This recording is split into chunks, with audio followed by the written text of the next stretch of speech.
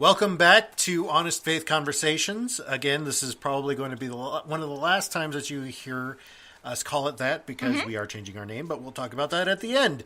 This is part 2 of 2 on our discussion on The Last Jedi. Yes. Earlier we talked about Rian Johnson's death to modern storytelling and the Christian symbolism in The Last Jedi. So let's move on with this, and I really want to talk about this new way to fight is that Rian Johnson kind of goes at in the movie. And I think this is essential for everybody.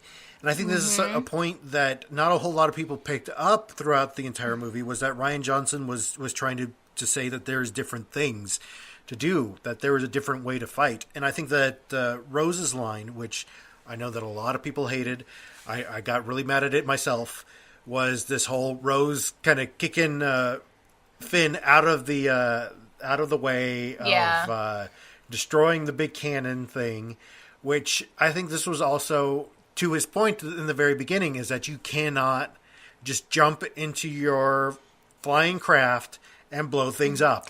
Well, and to be honest, like, it wouldn't have worked.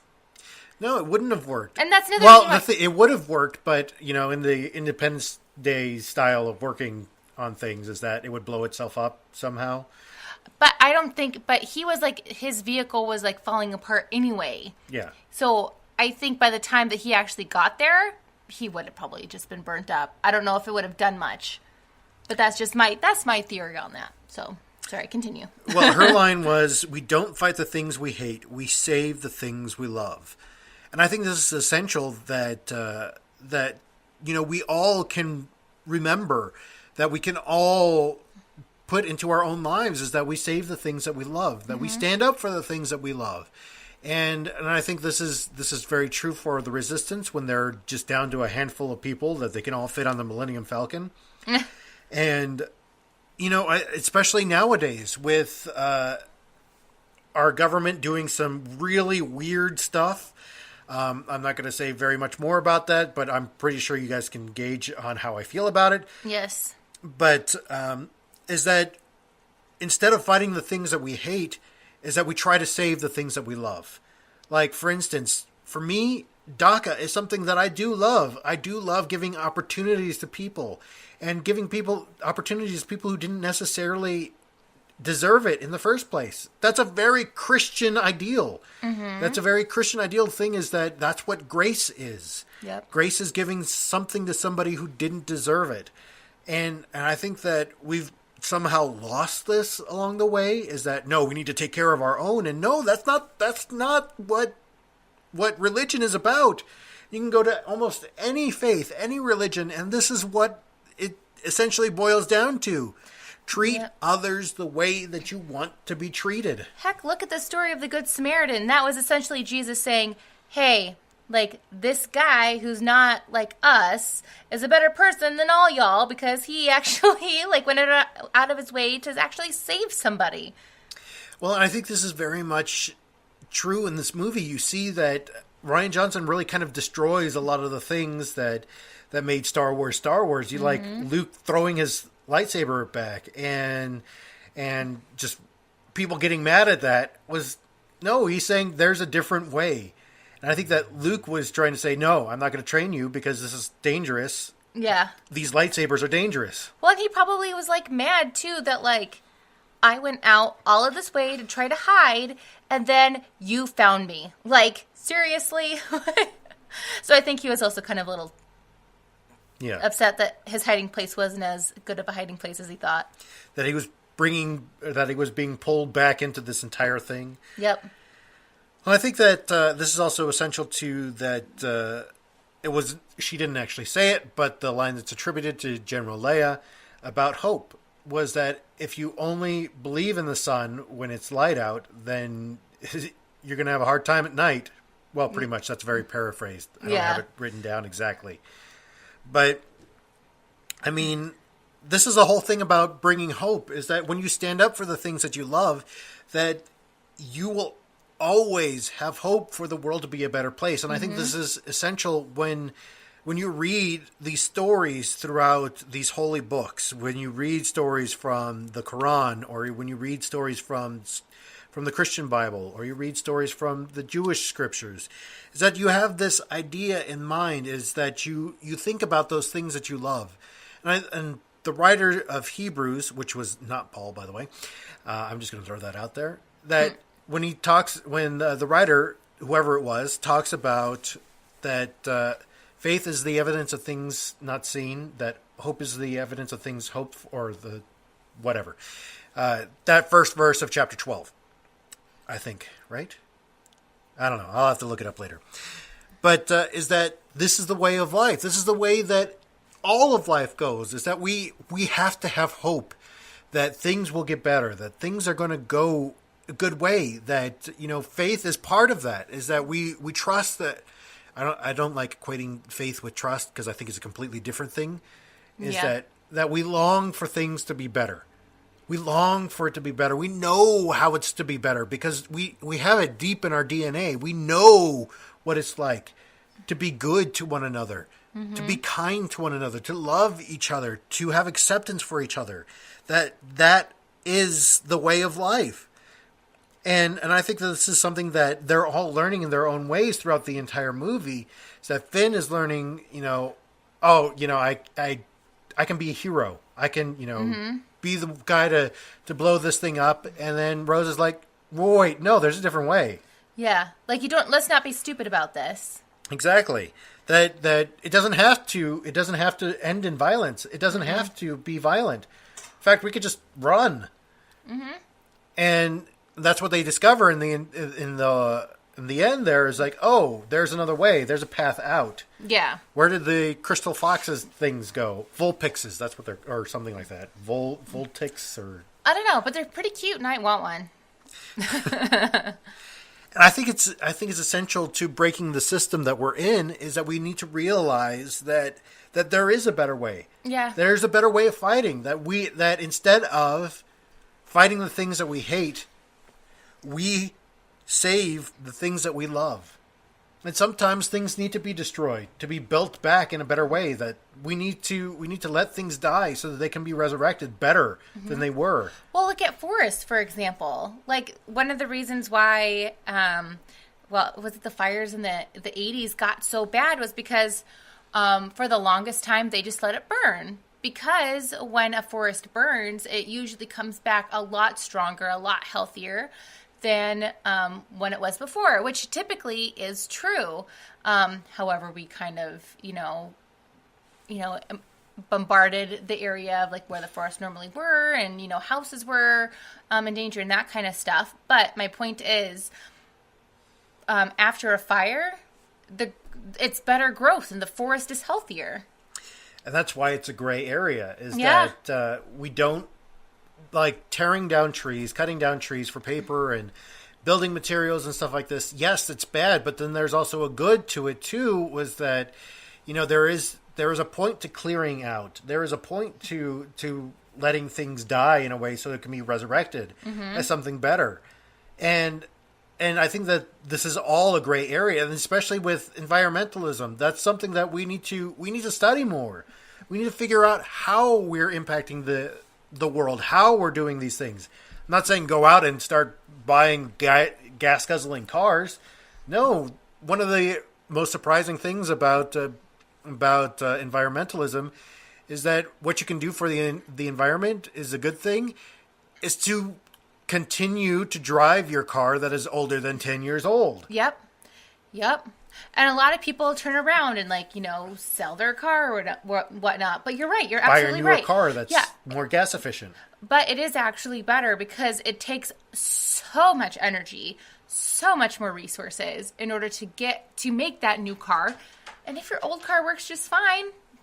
Well, and the thing is that, yes, it's probably still, polluting hydrocarbons into the environment. But the thing is with that vehicle that you're actually creating less waste, because as soon as you get rid of that car, 9 times out of 10, the dealership does not go back and resell it because you've kind of, really worn down that car. Oh, yeah. They send it off to the junk heap and try to get what they can out of it.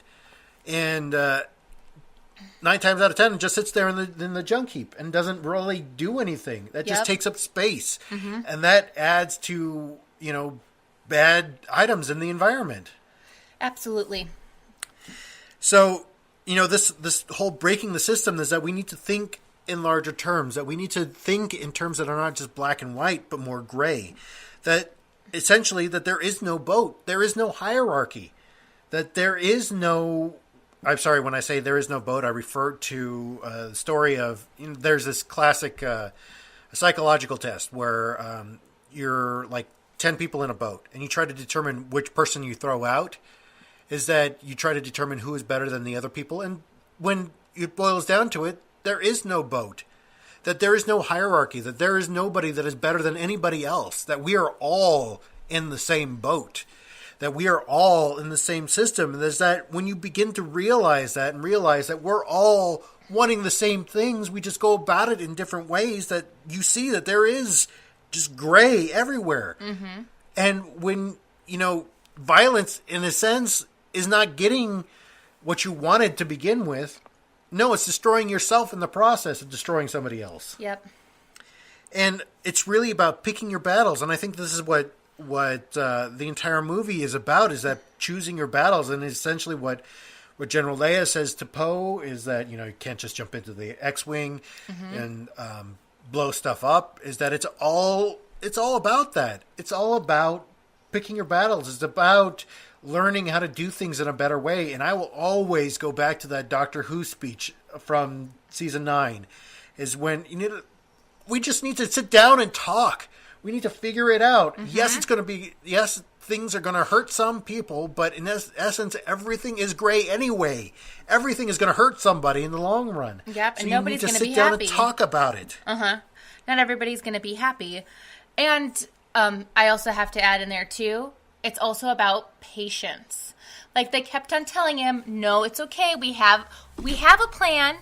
You don't need to be a part of it. Sorry. Like, it's not. I don't have to tell you our plan. So just sit back and be patient. So be patient. And now moving on to the next point here, what we're trying to, throughout the movie, there was a lot of talk of like trying to achieve balance, and that's that's the primary motive in most of the movies is the balance of the Force, balance between the good and the bad side of the Force, and like what we got to do to maintain that. And because of it, there has been fighting since the beginning of time. Yep. There's always been the Jedi, and there's always been the Sith or the dark side, and they're always after each other. I think Yoda brings up that the Jedis will sometimes be in power, but then all of a sudden, like it's like a pendulum swing, back and forth, and that's how it's always been. Well, I think that the reason why it's been back and forth like that is because that is the Force itself trying to correct itself to put it back to actually being truly balanced. And that's why it allows for one side to be in control and then the next one after a while. Okay. And I think that's what, why Luke keeps saying, no, the Jedi have to die. Is because he knows that now the Sith are in control, and so this is the next pendulum swing. But I think what he is failing to see is that, sure, yeah, the Jedi have to die, but in order to achieve, like, actual balance, the Sith also have to die, too. So both sides have to be gone. Well, in essence, I think that if we're going to be using our metaphors to say that Christians are like the Jedi, is that, in essence, what you're saying is that all religion should go? No, not at all. I don't think that all religion should go. First of all, there's not just two religions out there. And plus, the Jedi and the Sith are technically one religion. Because they both believe in the Force. Two sides of the same coin. Yes. But in this world, Star Wars universe, not actual, like, us universe, I think in order for there to be true balance, they both just need to be gone, and there needs to be a reset, and there needs to be maybe the Great Jedi need to come out of this. And I think it got really close with Luke because Luke has always had a little bit of both sides in him. Yeah. And even like, heck, even Vader had a little bit of both. At the very end, he kind of redeemed himself a little bit. And he didn't start off as bad, you know, him being a kid, just being in pod races and... Let us not bring up the prequels. Yeah. But, and I think that this is, I don't know, just thinking about it makes me realize that just in our day-to-day lives, maybe, yes, it's good to strive to be good, but what our definition of good, maybe somebody else's definition of being bad. Well, and that's, in a sense, the point of it all is that that it's gray. And I think this is essentially what the movie does a very good job of, is saying like the way the old style of doing things is dead. Yep.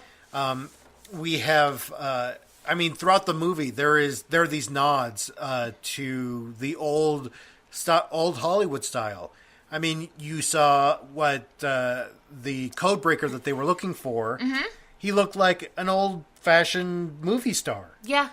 And I think that's in the sense that they didn't get him because, you know, he was doing his own thing and whatever. But that's what I think Rian Johnson was saying, was that there is another way, that there is a new storytelling method, that we can tell these darker stories, that we can tell these things. And there is balance in that. There is balance in the gray. And I think that this also teaches us that it's really important to make sure that you look at both sides, especially in this political atmosphere. Like, sure, I may side more with the American progressives. However, I've heard the concerns of the conservative side. I understand why they're concerned. But it really is going to take both sides to actually sit down and be willing to compromise and figure out what is going to be the best solution. Exactly. And I think that the answers aren't necessarily Democratic or Republican in our political sphere. And this is, I think, what Rian Johnson was saying with the C plot line there, was that, you know, there is no red or blue, that there is no, you know, whatever, that it's mixed together, that it's gray, that our answers are moving ahead as a country is not going to be one side or the other. We need to find a way to sit down and compromise rather than being this strict party line kind of thing that we've been doing for the past 10 years. Yeah. Yeah. It's just so hard to actually, I mean, it's one thing for me to say, hey, we got to sit down and have a conversation about it. Both sides do. It's a totally other thing to actually implement it, because there's a lot of emotions like involved on both sides. Oh, yeah. And when that happens, it's really hard to open up your mind and see the truth in the other side. Exactly. I mean, obviously not one side is more truthful than the other side, but that's why it's so important to look at both sides, because you can actually pick apart the truth. You can pick apart, you know, what is true. Mm-hmm.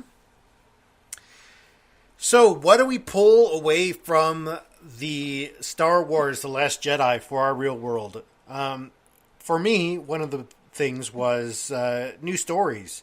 That there is a new way of storytelling. There is a new way of telling stories. And I think it's essential to highlight the gray areas, the mid-tones, as it were. Well, because that's more true to life. Exactly. And I think that that's what millennials especially are looking for, is something that is more authentic, more, you know, real, more vulnerable, as it were. Yeah. And I know that, you know, it's been the idea of Hollywood to make things more idealistic.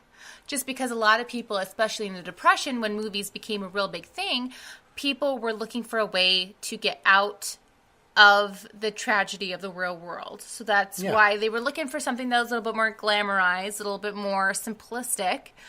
But I think minds of today are craving something that they can actually sit down and have a conversation about. They're craving something that they can watch and actually learn from.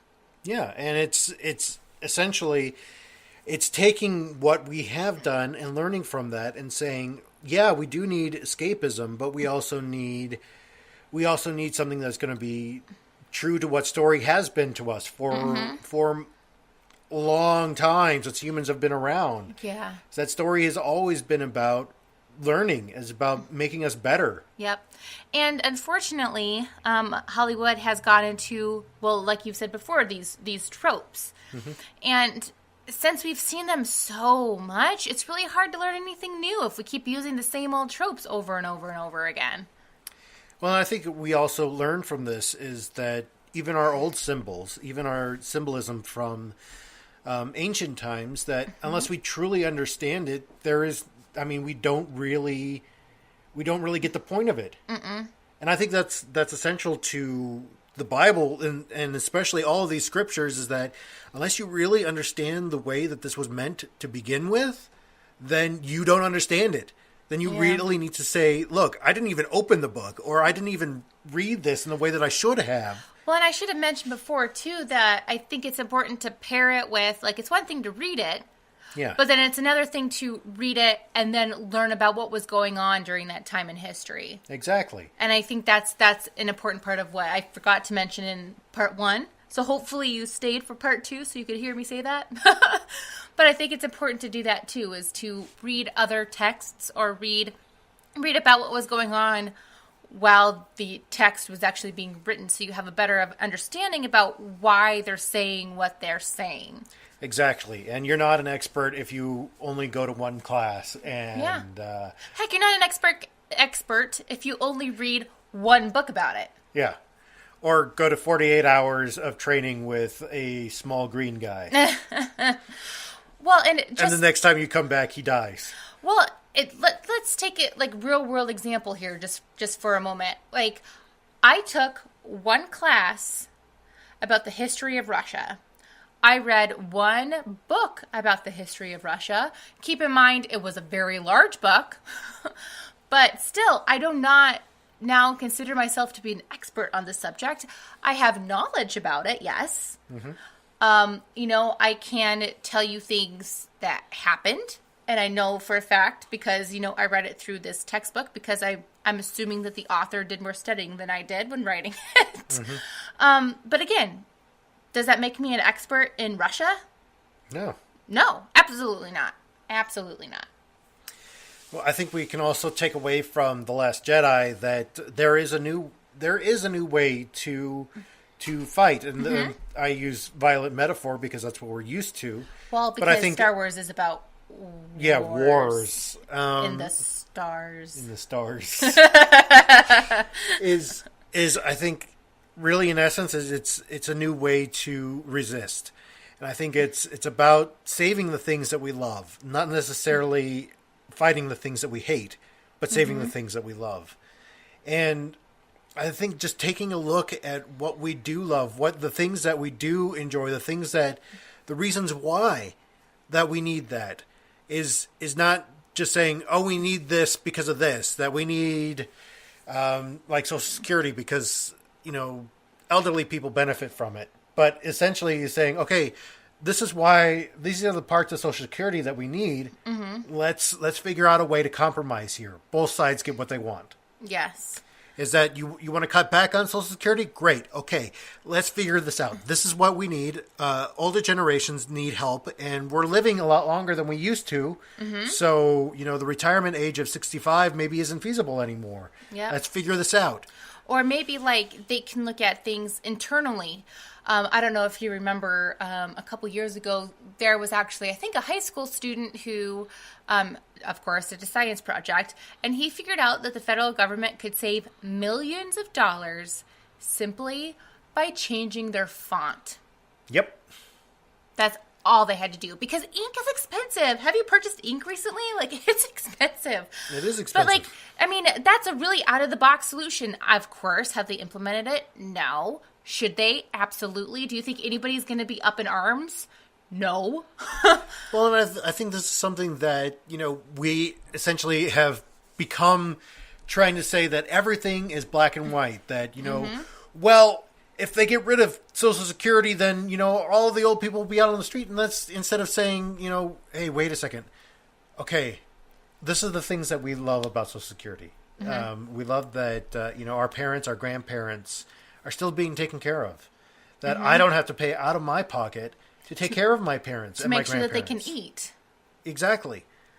Is that they're taken care of on this. And, we need to take a look at the cost of living nowadays. We need to take a look at all of these things and try to implement a solution that fits everybody. Yep.